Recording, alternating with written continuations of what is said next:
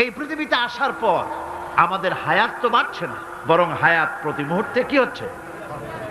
লোকেরা বলে হায়াত বাড়ে, হায়াত তো বাড়ে না, হায়াত কি হয়? জন্মের পরের থেকে আমার জন্য রিজার্ভ আছে যতটুকুন, 50 বছর বাঁচবো, 60 বছর বাঁচবো, যতটুকুন হায়াত আমার জন্য নির্ধারিত করা আছে, নির্ধারণ করা আছে, প্রতিদিন একদিন করে কমে যেতেছে। এজন্য আমি বলি, আমার বাড়িতে যে ঘড়িটা আছে, এই ঘড়িটা বেলা 1টার সময় ঢং করে একটা আওয়াজ দেয়, শ্রোতাকে শুনিয়ে দেয়, বাড়িওয়ালা তোমার জীবনের মূল্যবান হায়াত থেকে 1 ঘন্টা কমায়া দিলাম।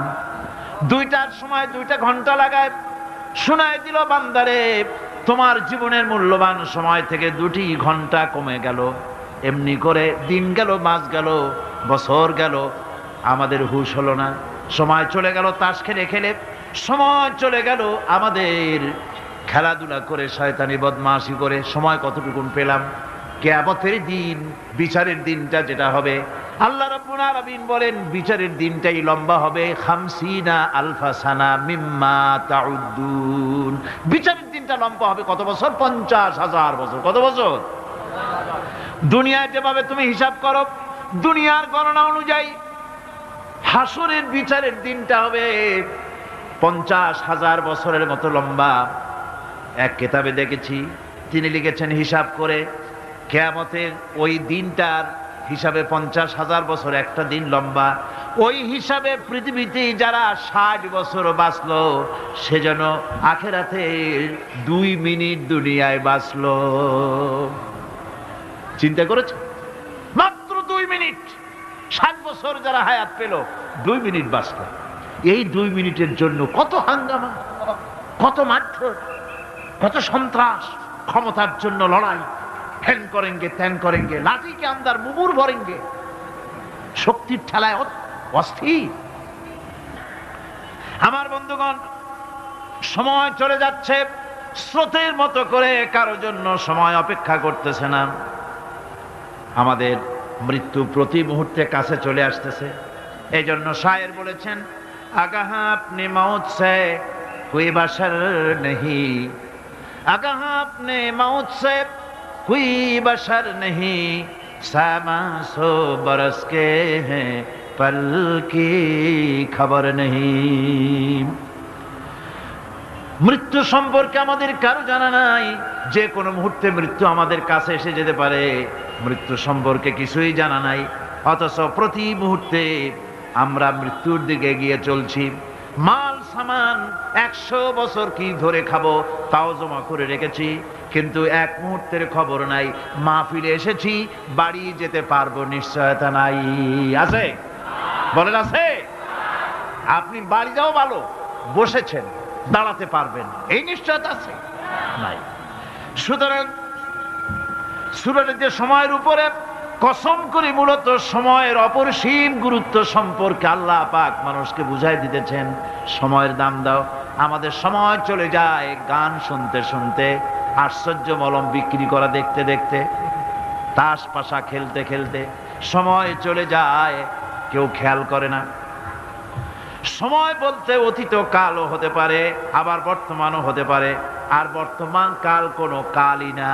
বর্তমান কাল কোনো কাল নয়। প্রতি মুহূর্তে ভবিষ্যৎ এসে বর্তমান হয়, আর প্রতি মুহূর্তে বর্তমান কি হয়? অতীত হয়ে যায়। বর্তমান কাল বলে কোনো কাল নেই, প্রতি মুহূর্তে অতীত হয়ে যাচ্ছে। এই যে আমি মাহফিলে বসছিলাম প্রথম এসে, ওইটা কি এখনো বর্তমান আছে? এই যে বর্তমান কথা বলছি, এটা অতীত হয়ে যাচ্ছে। সুতরাং বর্তমান কাল নাই। আল্লাহ পাক অল আসরের সময়ের কসম করে বলছেন। যদি আমরা চিন্তা ভাবনা করি, তাহলে আমরা লক্ষ্য করব আমাদের আসল মূলধন সময়। আসল মূলধন কি? জীবনের আসল মূলধন কি? সময়। ইমাম রাজি রহমতুল্লাহ আলাইহি এই পর্যায়ে এক বুজুর্গের ব্যক্তির কথা তিনি আলোচনা করেছেন। তিনি বলেছেন যে একটা লোক, তিনি সূরা আল আসর এর ব্যাখ্যা তিনি বুঝতেছিলেন না। ব্যাখ্যাটা কি? এই মাথার মধ্যে ঘুরপাক খাচ্ছিল এর ব্যাখ্যা কি? একবার তিনি বাজারে ঢুকলেন, তারপরে তিনি শুনতে পেলেন বাজারের এক প্রান্ত থেকে একজন চিল্লায় বলতেছে, সেই ব্যক্তির উপরে রহম করো যার পুঁজি গলে যায়, সেই ব্যক্তির উপরে রহম করো যার পুঁজি গলে যায়। উনি চিন্তা করলেন পুঁজি এবার গলে কেমনে, উনি দৌড়ে গেলেন, যায় দেখেন যে ব্যাটা চিল্লাচ্ছে সে হচ্ছে বরফ বিক্রেতা।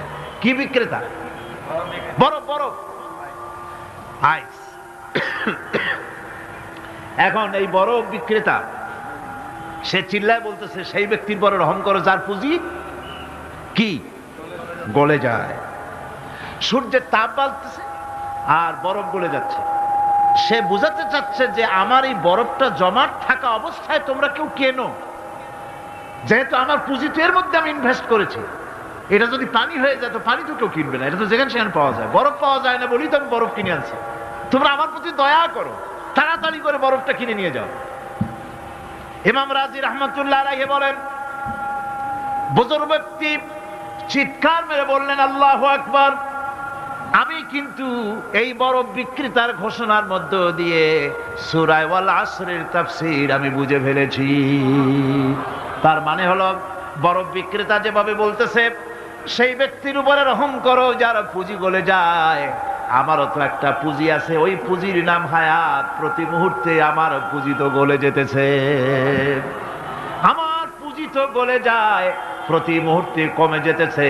আহারে এই পুঁজি যে গলে গেল ধরে রাখতে পারলাম না, এই জন্য কিছুই তো করতে পারি নাই।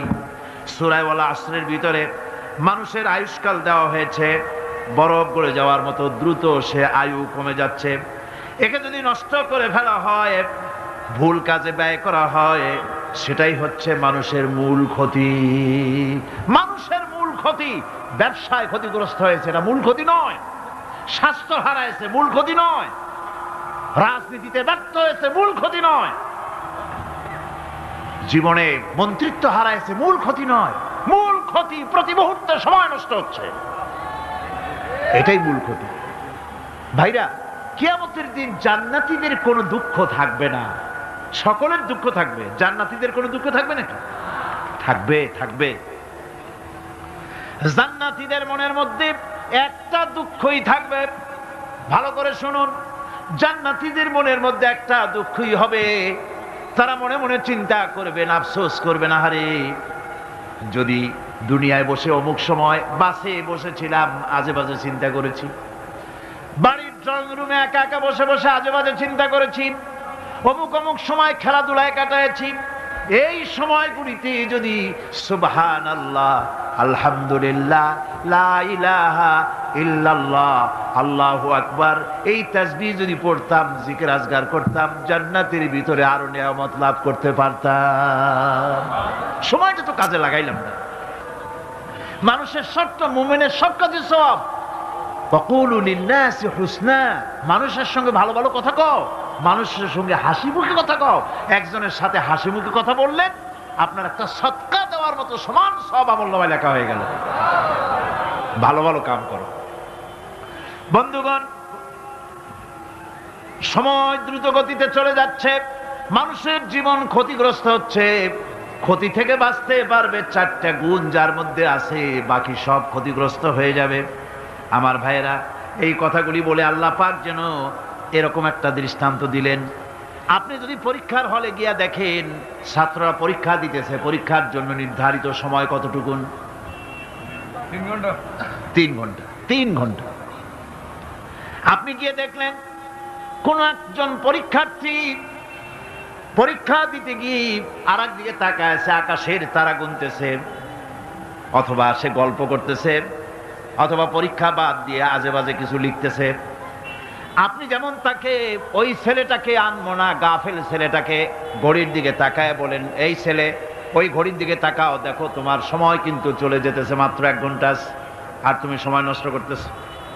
আল্লাহ যেন স্নেহ পরবশে তামাম পৃথিবীর গোলামদেরকে, বান্দাদেরকে আঙ্গুল নির্দেশনা দিয়ে বলছেন, বান্দারা প্রতি মুহূর্তে তোর জীবনের মূল্যবান সময় চলে যেতেছে, প্রতি মুহূর্তে সময় যাচ্ছে। আল ইনসান, ইনসান বলতে শুধু মুসলমান না, ইনসান বলতে কি মুসলমান শুধু না, আল ইনসান মানব মণ্ডলী, বিশ্বের সমস্ত মানুষকে আল্লাহ বলছেন, হিন্দু, খ্রিস্টান, বৌদ্ধ, নাসারা, ইহুদি, মজুসি, মুসলমান, বিশ্বের সব মানুষকে আল্লাহ বলছেন। যেহেতু আল্লাহ স্রষ্টা, মানুষের ব্যাপারে সার্বিক কল্যাণময় কথা কে বলতে পারেন? কে বলতে পারেন? সে আল্লাহ রাব্বুল আলামিন বলছেন, সময় চলে যাচ্ছে ও পৃথিবীর মানুষেরা, এই মানুষ বলতে আল্লাহ রাব্বুল আলামিন কোন ব্যক্তি, কোন গোষ্ঠী, কোন জাতিকে বলেন নাই, বলেছেন সমগ্র মানবতাকে। এর অর্থ হচ্ছে সূরাটিতে উল্লেখ্য 4টি গুণ যদি আমল করতে পারে লোকেরা, যেই ব্যক্তি করবে, যেই সমাজ করবে, যেই রাষ্ট্র করবে, যেই গোষ্ঠী করবে, যেই জাতি করবে, তারাই ক্ষতি থেকে বেঁচে যাবে। আর যারা করবে না তারা ক্ষতিগ্রস্ত হবে। কি হবে বলুন? এখন আল্লাহ পাকের কথা শুনুন। আল্লাহ পাক বলছেন, ওয়াল আসরি ইন্নাল ইনসানা লাফি খুসর। খুসর, খুসরিন, এই যে খুসর, খাসারা, এই শব্দটা হচ্ছে আবিধানিক অর্থে ক্ষতি হচ্ছে লাভের বিপরীত। লাভের বিপরীত কি? ক্ষতি। নাফা, এই নাফার বিপরীত কি? নোকসান। খাসারাটা কি? নোকসান বলা হয় পুঁজি 50,000 খাটাইছিলাম, লাভ করতে পারি নাই, পুঁজি ঠিক আছে, এটাকে বলা হয় নোকসান। এটাকে কি বলা হয়? নোকসান। কিন্তু আমি পুঁজি খাটিয়েছিলাম 50,000 টাকা, লাভ তো হয়ই নাই, পুঁজিও চলে গেছে, আমও গেছে, সালাও গেছে, আমও নাই, সালাও নাই। এইটারে আরবিতে কি বলা হয়? খাসার, দেউলিয়া। দেউলিয়া হয়ে গেছে। দেউলিয়াটা বোঝেন ভালো আপনারা, দেউলিয়া হয়ে গেছে। কোরআন লাভ বা সাফল্যের ধারণা যেমন নিছক পার্থিব নয়, সমৃদ্ধির কথা শুধু পার্থিব নয়, জন্ম থেকে শুরু করে মৃত্যু পর্যন্ত কোরআনের লাভের কথা যখন বলা হয় তখন জন্ম থেকে মৃত্যু পর্যন্ত, আখিরাত পর্যন্ত, কিয়ামত পর্যন্ত। ক্ষতিটাও জন্ম থেকে শুরু করে মৃত্যু পর্যন্ত, কিয়ামত পর্যন্ত ক্ষতিটাও। এই ক্ষতি থেকে বাঁচবার জন্য কোরআনে কারিমে বিভিন্ন জায়গায় এই খাসারা শব্দ ব্যবহার করা হয়েছে। আল্লাহ রাব্বুল আলামিন বলছেন, ওয়ামান খাফফাত মাওয়াজিনুহু ফাউলাইকাল্লাযীনা খাসিরু আনফুসাহুম বিমা কানু বিআয়াতিনা ইয়াযলিমুন। যাদের পাল্লা ভারী হবে কিয়ামতে তারাই হবে সফলকাম, আর যাদের পাল্লা হালকা হবে, নেকির পাল্লা, নেকির পাল্লা যাদের হালকা হবে তারা হবে ক্ষতিগ্রস্ত। তারা নিজেদের ক্ষতি নিজেরাই ক্ষতি সাধনকারী হবে কিয়ামতের দিন। কাজে মানুষের জীবনের সমুদয় কার্যাবলীর ভালো অংশ যদি খারাপ অংশের উপরে বিজয়ী হয়, তারপরে খারাপ অংশ পাওনাদারদের দিয়ে টিয়া, এরপরে যদি নেকি কিছু বাকি থাকে, তাহলে বোঝা গেল লোকটা কিয়ামতে নাজাত পাবে। আর যদি ভালো কাজের উপরে খারাপ কাজ বিজয়ী হয়ে যায় আর সমস্ত পাওনাদারদেরকে পাওনা মিটাইয়া তারপরেও পাপ বাকি থেকে যায়, এক চাইতে খাসারা পৃথিবীতে, আকাশে, জমিনে কিছুই আর হবে না। এর থেকে বাঁচার জন্য আল্লাহ পাক, এই খাসারা থেকে বাঁচার জন্যই মানুষকে এই কথা বলছেন। এই কথাটি কোরআনে কারিমের অন্য একটি আয়াতে আরো সুন্দর করে বলা হয়েছে। যারা নাকি এই দুনিয়ার বুকে, যারা নিজেদের পুঁজি খাটাইছে, জীবনের পুঁজি সুদ কামাইতে খাটালো, জীবনের পুঁজি খাটালো হারাম কামাইয়ের ভিতরে, অন্যায় কাজের ভিতরে, যারা জীবনের পুঁজিকে আল্লাহর দ্বীনের কাজে লাগাতে পারে নাই, তাদের সম্পর্কে বলা হচ্ছে খাসিরাদ দুনিয়া ওয়াল আখিরাতা যালিকা হুয়াল খুসরানুল মুবিন। খাসিরাদ দুনিয়া ওয়াল আখিরা, দুনিয়াও ক্ষতিগ্রস্ত, আখিরাতেও ক্ষতিগ্রস্ত। এটা হচ্ছে তার জন্য সুস্পষ্ট ক্ষতি, এর থেকে বড় ক্ষতি আর কিছুই হতে পারে না। আল্লাহ পাক কোরআনে কারীমে অন্যত্র বলেছেন, وَنُنَزِّلُ مِنَ الْقُرْآنِ مَا هُوَ شِفَاءٌ وَرَحْمَةٌ لِّلْمُؤْمِنِينَ وَلَا يَزِيدُ الظَّالِمِينَ إِلَّا خَسَارًا। আমি এই কোরআন অবতরণের পরিক্রমায় এমন সব বিষয় অবতীর্ণ করেছি যা মুমিনদের জন্য নিরাময় এবং তাদের জন্য রহমত, আর জালিমদের জন্য ক্ষতি ছাড়া আর কিছুই বৃদ্ধি পায় না। জালিমদের জন্য ক্ষতি বৃদ্ধি পায়। আর যারা মুমিন তাদের জন্য এর মধ্যে নিরাময় আছে, এর মধ্যে রহমত আছে।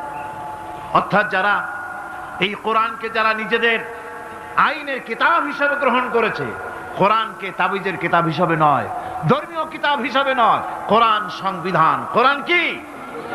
কোরআনকে যারা সংবিধান হিসাবে মেনে নিয়েছে, কোরআনকে যারা সংবিধান হিসাবে গ্রহণ করলো, ব্যক্তি, পরিবার, সমাজ, রাষ্ট্রে তাদের যাবতীয় মানসিক, বুদ্ধিবৃত্তিক, নৈতিক, তামাদ্দুনিক রোগের নিরাময় হবে, এর দ্বারা শান্তি হবে। কিন্তু যেসব জালিম এই কোরআনকে প্রত্যাখ্যান করেছি, কোরআনকে যারা মৌলবাদীদের কিতাব বলে, কোরআনের কথা বললে মৌলবাদ বলে গাল দেয়, তারা তাদের কপালকে পোড়াইয়া ছাই বানাইয়া দিছে, তাদের কপাল ভস্মীভূত করে দিয়েছে। আমার দেশে, এই দেশটা কি মুসলমান বেশি না অন্য জাতি বেশি? কোন? জোরে কোন? মুসলমান সবচেয়ে। খুব লক্ষ্য করে শোনেন, এই দেশে সবচেয়ে মুসলমান বেশি, ইন্দোনেশিয়ার পরে। পৃথিবীর দ্বিতীয় বৃহত্তম মুসলিম দেশ হলো কোনটা? বাংলাদেশ।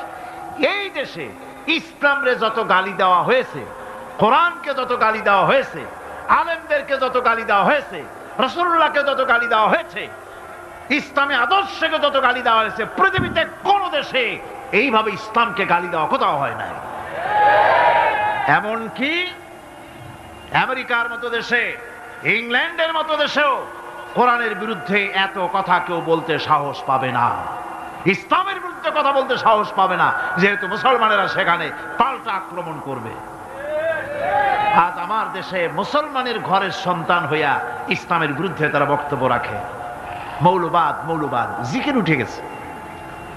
আমেরিকার প্রেসিডেন্টরা যখন শপথ নেন, প্রেসিডেন্ট হিসেবে ওথ নেন, বাইবেলের উপরে হাত রাখেন আর বলেন, এই মহাগ্রন্থকে স্পর্শ করে শপথ নিচ্ছি, আমি আমার চিন্তা চেতনা, আমার মেধা, আমার প্রজ্ঞা সবটা আমার জাতি, আমার দেশকে উন্নয়নের জন্য, এর সমৃদ্ধির জন্য, এর সংরক্ষণের জন্য আমি আমার জীবনকে উৎসর্গ করব।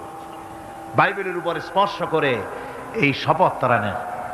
আমার দেশের প্রেসিডেন্ট, প্রধানমন্ত্রী শপথ নেওয়ার সময় কোরআন শরীফের উপরে হাত রাখে যদি, তাহলে বলা হবে বেচারা মৌলবাদী হয়ে গেছে।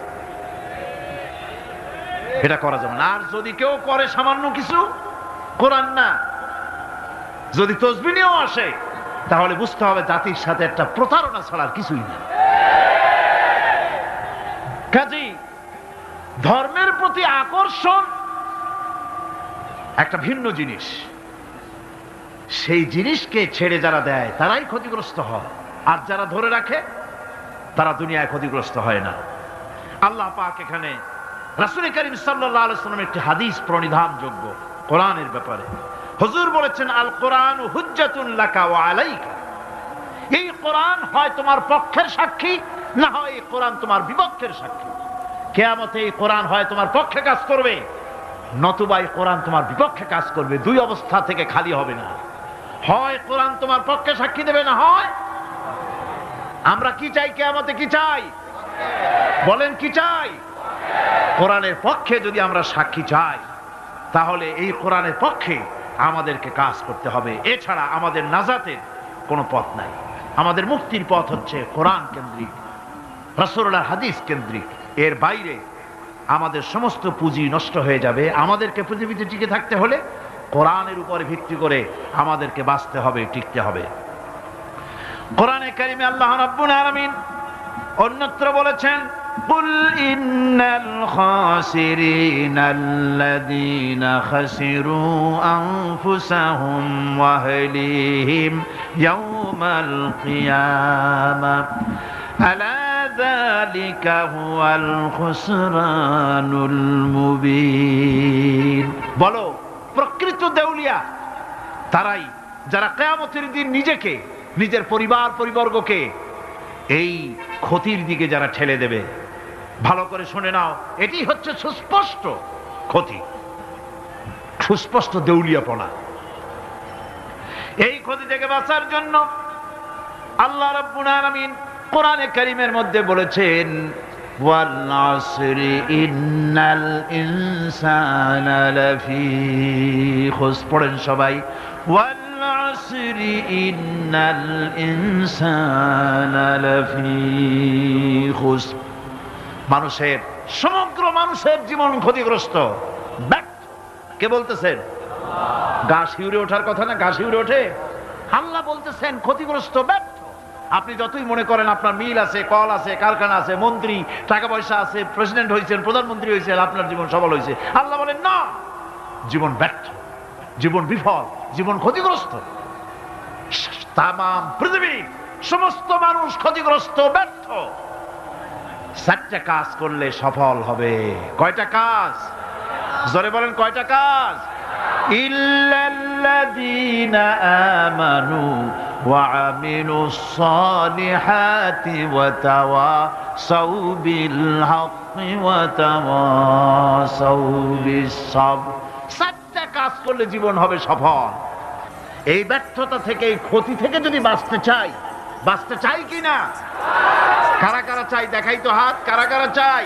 ক্ষতির হাত থেকে বাঁচতে চাই কারা? আলহামদুলিল্লাহ, হাত নামান। ক্ষতির হাত থেকে যারা বাঁচতে চান, আল্লাহ রাব্বুল আলামিন তাদের জন্য ফর্মুলা পেশ করেছেন, ইল্লাল্লাযীনা আমানু ওয়া আমিলুস সালিহাতি ওয়া তাওয়াসাউ বিল হাক্কি ওয়া তাওয়াসাউ বিস সাবর। আল্লাহ পাক বলেন 4টি কাজ করলে জীবন সফল হয়ে যাবে। কয়টা কাজ? 4টা কাজ করলে জীবনটা সফল হয়ে যাবে। 1 নম্বরে ঈমান। 1 নম্বরে কি? ঈমান। এটাই হচ্ছে ফাউন্ডেশন। ক্ষতি থেকে বাঁচার জন্য প্রথম যে গুণটি, সেটির নাম হচ্ছে ঈমান। ইসলামে ঈমানের স্থান সর্বপ্রথম, তারপরে হচ্ছে ইসলাম। ঈমান আগে, তারপরে কি? ইসলাম। ইসলাম হচ্ছে বীজ, ঈমান হচ্ছে বীজ, আর ইসলাম হচ্ছে চারা, গাছ। এটা হচ্ছে ভিত্তি। এই ভিত্তিকে সর্বপ্রথম মজবুত করতে হবে। ঈমানের ভিত্তি, ঈমানের ভিত্তি দুনিয়ায় ঈমানের আহ্বান জানাবার জন্যই আল্লাহ রাব্বুল আলামিন সমস্ত নবী এবং রাসূলদেরকে পৃথিবীতে পাঠিয়েছেন ঈমানের আহ্বানের জন্য। দুনিয়ার সমস্ত নবীদের দাওয়াত ছিল ঈমানের দাওয়াত। কিসের দাওয়াত? এই ঈমানের দাবিটা আসছে, এই দাওয়াতটা এসেছে আল্লাহর কাছ থেকে। কার কাছ থেকে? দেখুন, পৃথিবীর ভিতরে কোন নবীদের কথার সাথে আরেকজন নবীর কথার কোনো বৈপরীত্য হয় নাই। সমস্ত নবীদের কথা একরকম ছিল। কয় রকম? একজন নবীর সঙ্গে তার বক্তব্যের সাথে আরেকজন নবীর বক্তব্যের কোনো গুণগত মৌলিক কোনো পার্থক্য ঘটে নাই, অসঙ্গতি হয় নাই। কারণ নবীরা, আম্বিয়া আলাইহিমুস সালাম, নিজেরা বানিয়ে কথা রচনা করে তারা মানুষের সামনে পেশ করে নাই। সমস্ত নবীদের কাছে যত দাওয়াত এসেছে, একটা অফিস থেকে এসেছে। সে অফিসটা হচ্ছে কার? আল্লাহ রাব্বুল আলামিনের। তাই দুনিয়ার সমস্ত পয়গম্বরদের দাওয়াত ছিল না ইলাহা ইল্লাল্লাহ, লা ইলাহা ইল্লাল্লাহ, লা ইলাহা, লা ইলাহা ইল্লাল্লাহু মুহাম্মাদুর রাসূলুল্লাহ। এটাই ছিল সমস্ত নবীদের দাওয়াত। কোরআনে কারীম তার ধারক এবং বাহক সম্পর্কে বলে যে তিনি যে দাওয়াত দিয়েছেন সে দাওয়াতটা হলো ঈমানের দাওয়াত। আমাদের নবী তিনি এসে যে দাওয়াত দিয়েছেন সে দাওয়াতটা কিসের? কোরআনে কারীম বলছি, রব্বানা ইন্নানা সামি'না মুনাদিয়ান ইউনাদি লিল ঈমান। হে আমাদের রব, নিশ্চয়ই আমরা এমন একজন আহ্বায়কের আহ্বান শুনেছি যিনি আমাদেরকে ঈমানের দাওয়াত দিয়েছেন। এমন কোন পয়গম্বর নাই দুনিয়ায় যিনি ঈমানের দাওয়াত দেন নাই। সকলেই ঈমানের দাওয়াত মানুষের সামনে, বিশ্ববাসীর সামনে পেশ করেছেন। কোরআনে হাকিম স্পষ্ট একটা সীমারেখা দুনিয়ার মানুষের সামনে পেশ করে পৃথিবীর মানুষগুলিকে দুটি শ্রেণীতে বিভক্ত করে দিয়েছে। একটি হচ্ছে ঈমান পোষণকারী, আরেকটি হচ্ছে অবিশ্বাসী। একটা ঈমান পোষণকারী আর একটা অবিশ্বাসী। ঈমান পোষণকারীরা সত্যশ্রয়ী, তারা হচ্ছে জ্ঞান এবং নূরের সম্পদে সমৃদ্ধ। আর দ্বিতীয় দলটি হচ্ছে কাফের, জালিম, মূর্খ। তারা হেদায়েতের রাস্তা তাদের জন্য অবরুদ্ধ। কোরআনে কারীম এই দুইটি দল সম্পর্কে উল্লেখ করতেছেন, মাসালুল ফারিকাইনি কাল আ'মা ওয়াল আসাম্মি ওয়াল বাসীরি ওয়াস সামিম হাল ইয়াস্তাবিয়ানি মাসালান আফালা। কোরআন শরীফ বলছে, হাল ইয়াস্তাবিয়ানি মাসালান আফালা তাযাক্কারুন। দুইটি শ্রেণীতে আল্লাহ পাক ভাগ করে দিয়েছেন। একটা শ্রেণী হচ্ছে অন্ধ, বোবা, বধির। আরেকটি যারা শুনতে পায়, চোখে দেখতে পায়। এ দুটি কখনো এক নয়, সমান নয়। এ দুটির রাস্তা আলাদা। কাফেরের রাস্তা আর ইমানদারদের রাস্তা সম্পূর্ণ ভিন্ন। আল্লাহ রাব্বুল আলামিন ঈমান এবং কুফরের পার্থক্য বলে দেওয়ার জন্য গোটা মানব জাতির মধ্যে স্পষ্ট করে বলেছেন, লা ইকরাহা ফিদ-দীন ক্বাদ তাবায়্যানার রুশদু মিনাল গায়্। দ্বীনের ব্যাপারে জোর জবরদস্তি নেই। এখানে হেদায়েতের পথ এবং গোমরাহি, হেদায়েতকে গোমরাহির পথ থেকে সম্পূর্ণ আলাদা করে দেওয়া হয়েছে। লা ইকরাহা ফিদ-দীন, দ্বীনের ব্যাপারে কোনো জোর জবরদস্তি নেই। যারা ধর্মনিরপেক্ষবাদী তারা এই আয়াতটাকে নিজেদের মতবাদকে প্রতিষ্ঠার লক্ষ্যে অনেক সময় কাজে লাগায়। দুটি আয়াতকে তারা বেশি ব্যবহার করে। একটা হচ্ছে লাকুম দীনুকুম ওয়ালিয়া দীন, আর একটা হচ্ছে লা ইকরাহা ফিদ-দীন। এই দুইটি আয়াতকে ধর্মনিরপেক্ষবাদীরা ব্যবহার করে। এই দুটির কোনটি তাদের আদর্শকে বোঝাবার লক্ষ্যে ব্যবহারের কোনো সুযোগ নাই। লা ইকরাহা ফিদ-দীন, ধর্মের ব্যাপারে কোনো বাড়াবাড়ি নাই, জোর জবরদস্তি নাই। এ কথা বলা হয়েছে এই কারণে যে কোন বিধর্মীকে, অমুসলিমকে ভয় দেখিয়ে, লোভ দেখিয়ে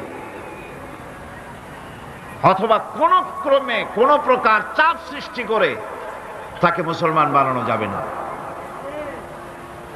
এমনকি সূরা তওবার মধ্যে এসেছে, যুদ্ধ চলাকালীন সময়, জিহাদ চলাকালীন সময় কোন অমুসলিম যদি ইসলাম জানার জন্য তোমাদের তাঁবুতে আসে, তাহলে তুমি তাকে ইসলাম বুঝাও।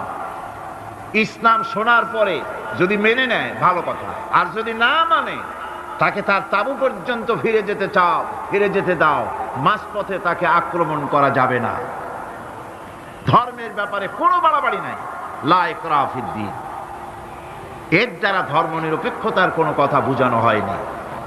আর লাকুম দীনুকুম ওয়ালিয়া দীন, এটা ছিল কাফেরদের সেই বক্তব্যের প্রেক্ষিতে যেখানে কাফেররা বলেছিল মুহাম্মদ সাল্লাল্লাহু আলাইহি ওয়াসাল্লাম, আসুন আমরা এক কাজ করি, সেটা হলো ধর্ম নিয়ে আমাদের মধ্যে যে বাকবিতণ্ডা হচ্ছে, আমরা ধর্মকে 50-50 ভাগ করে নিই।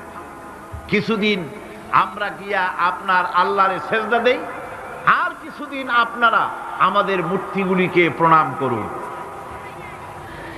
এই প্রস্তাব যখন রাখল, আল্লাহ রাব্বুল আলামিন সূরা কাফিরুন অবতীর্ণ করে দিলেন, কুল ইয়া আইয়ুহাল কাফিরুন লা আ'বুদু মা তা'বুদুন হে কাফেরেরা, হে অবিশ্বাসীরা, নবী আপনি বলুন, হে অবিশ্বাসীরা, তোমরা যার ইবাদত করো আমরা তার ইবাদত করি না, আবার আমরা যার ইবাদত করি তোমরাও তার ইবাদত করো না।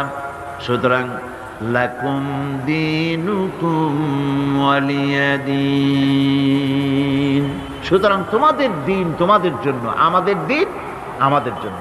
এখানে নিরপেক্ষতার কথা বলা হয় না, এখানে পক্ষের কথা বলা হয়েছে। কিসের পক্ষ? ধর্মের পক্ষ। কিসের পক্ষ? হিন্দু, খ্রিস্টান, বৌদ্ধ, তোমরা তোমাদের ধর্মের পক্ষে থাকো। মুসলমান, তোমরা তোমাদের ধর্মের পক্ষে থাকো।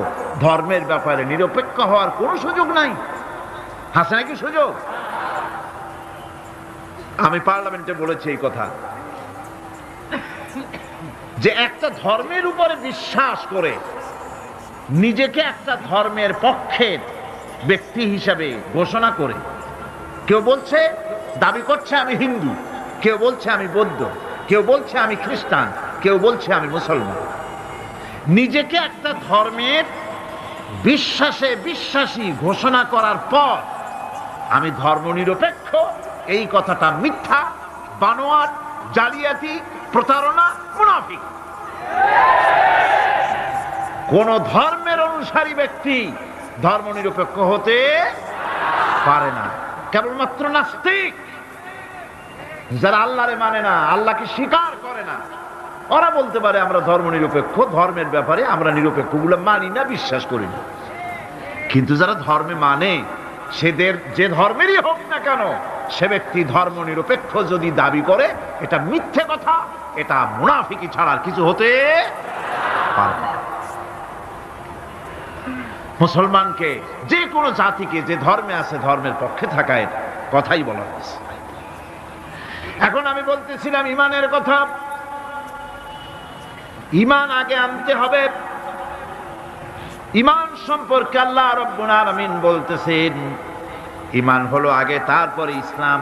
আবার ঈমান আনার আগে আবার কুফরি একটা শব্দ আছে, সেটা হলো ফামান ইয়াকফুর বিত্তাগুতি ওয়া ইউমিন বিল্লাহি ফাকাদ ইসতামসাকা বিল উরওয়াতিল উসকা লা ইনফিসামা লাহা ওয়াল্লাহু সামিউন আলীম। ফামান ইয়াকফুর বিত্তাগুত, যে ব্যক্তি তাগুতকে অস্বীকার করেছে, সর্বপ্রথম তাগুতকে অস্বীকার করতে হবে। ওয়া ইউমিন বিল্লাহ, আর এরপরে আল্লাহর উপরে যে ঈমান আনলো, ফাকাদ ইসতামসাকা বিল উরওয়াতিল উসকা, সে এমন এক শক্ত অবলম্বন ধারণ করলো যা তাকে কোনো কিছুই বিচ্ছিন্ন করবে না, ধ্বংস করে দেবে না। সুবহানাল্লাহ। এখন সত্যিকারের ঈমানদারের পরিচয়টা কি? কোরআনে কারীম সত্যিকারের ঈমানদারের পরিচয় এভাবে পেশ করতেছে, ইন্নামাল মুমিনুনা আল্লাযীনা আমানু বিল্লাহি ওয়া রাসূলিহি সুম্মা লাম ইয়ারতাবু ওয়াজাহিদু বিআমওয়ালিহিম ওয়া আনফুসিহিম ফি সাবিলিল্লাহ উলাইকা হুমুস সাদিকুন। ঈমানের দাবিতে সত্যবাদী কারা? ইন্নামাল মুমিনুনা আল্লাযীনা আমানু বিল্লাহি ওয়া রাসূলিহি, সত্যিকারের মুমিন তো তারা যারা নাকি ঈমান এনেছে আল্লাহর উপর এবং রাসূলের উপরে। এই ঈমান আনার পর সুম্মা লাম ইয়ারতাবু, এরপরে কোন সন্দেহে সে নিপতিত হয় নাই, কোন সন্দেহ তার মনের মধ্যে জায়গা পায় নাই, আর সে আল্লাহর রাস্তায় জিহাদ করেছে মাল দিয়ে, জান দিয়ে। উলাইকা হুমুস সাদিকুন, এরাই হলো ঈমানের দাবিতে সত্যবাদী। সুম্মা লাম ইয়ারতাবু, অথবা এক বিন্দু সন্দেহ মনের মধ্যে জায়গা দেয় নাই। অর্থাৎ ঈমান আনছি কার উপরে? আল্লাহর উপরে। কার উপরে? আর তার রাসূলের উপরে। আল্লাহ এবং রাসূলের উপরে ঈমান আনার পর যারা আল্লাহ এবং রাসূলের বিধান জীবনের সকল ক্ষেত্রে মানতে পারে নাই, তারাই সন্দেহে নিপতিত হয়েছে।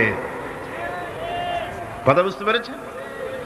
তাদের সন্দেহ এই কোরআন মানুষের জীবন, তার সম্পদ, তার রাজনীতি, তার অর্থনীতি পরিচালনা করতে পারে না।